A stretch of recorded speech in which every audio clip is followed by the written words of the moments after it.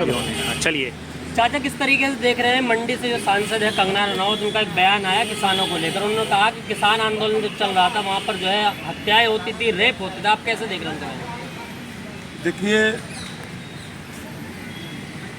BJP की जो सांसद कंगना रनौत जी हैं, उन्होंने जो बयान दिया है, हम उस बयान की निंदा भी, उस बयान की निंदा अगर करेंगे ना तो वो किसानों की निंदा हो जाएगी। अच्छा, नहीं करना चाहते हैं।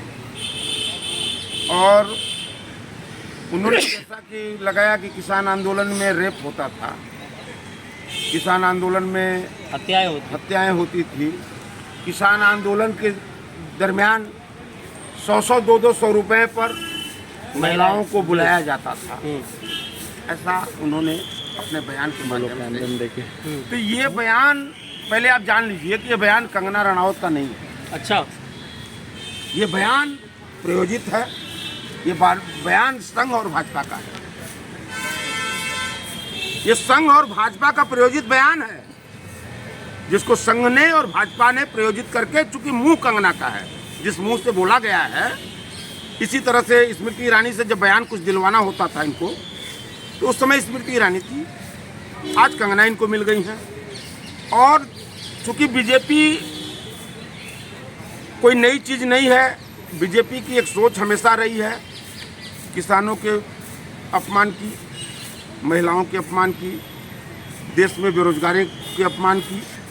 और जब जब इस देश में हक और रसूख की बात होती है, अगर कोई अपने हक की बात उठाता है तो बीजेपी के लोग हमेशा या तो उसे देशद्रोही बताते हैं, या तो उसको खालिस्तानी बता देते हैं।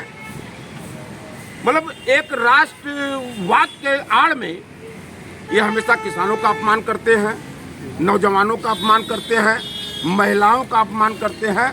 और उसी क्रम में चूंकि किसान अपने हक और रसूख की बात न करे, वो दबा कुचला रहे, हमारी दया का पात्र रहे, इसीलिए उन्होंने कंगना के माध्यम से ये किसानों का अपमान कराने का काम किया। अच्छा, आपने कहा कि ये जो है बयान वो आरएसएस और भाजपा का जो है वो बनाया हुआ बयान है, लेकिन जब कंगना ने बयान दिया उसके ठीक बाद भाजपा कार्यालय से एक नोटिस आता है और ये कहा जाता है कि जो कुछ कहा गया उनका व्यक्तिगत है। देखिए, कि बता दें आपसे, इसके पहले मैं कई नजीर ऐसी दे सकता हूँ आपको, जो भाजपा के बड़े शीर्ष पदस्थ नेता ने बोला है।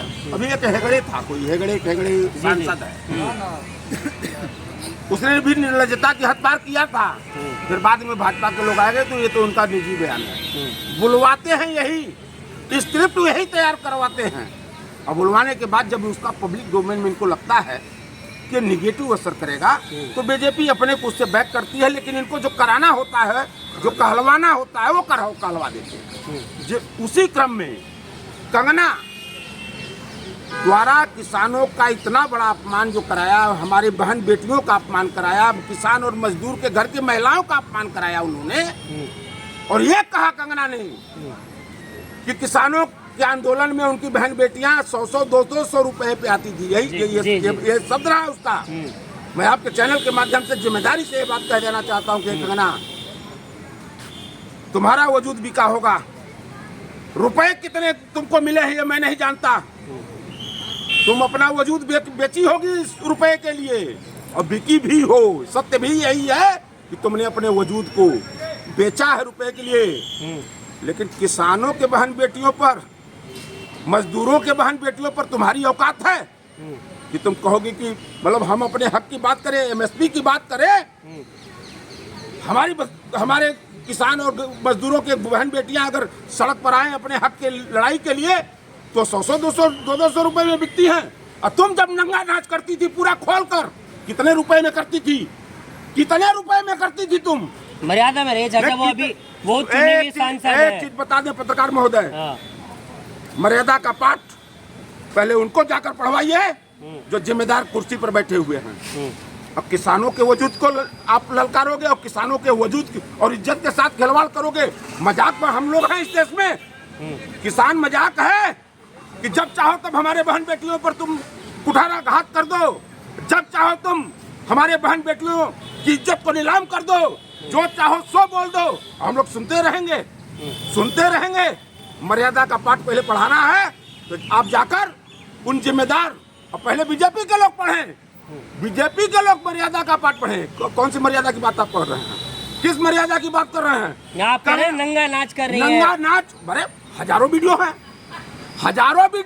उनका वो फैशन है, उनका प्रोफेशन है, वो काम करती अच्छा, है। तो उनका वो प्रोफेशन है, तो हमारे हम मजदूर हैं, हम किसान हैं, हमारा प्रोफेशन है।